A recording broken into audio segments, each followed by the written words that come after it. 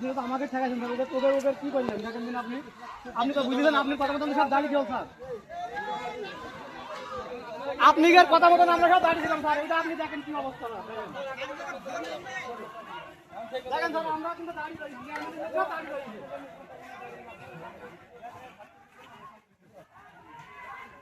এখানে ওকে দলের প্রতিনিধি ওই জায়গায় দাঁড়িয়ে রয়েছে, তাও একটা কথা বলছে না।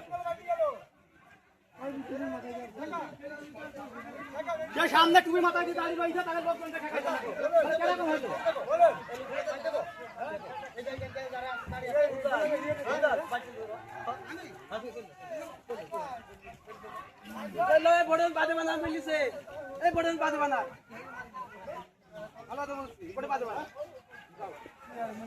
কি অবস্থা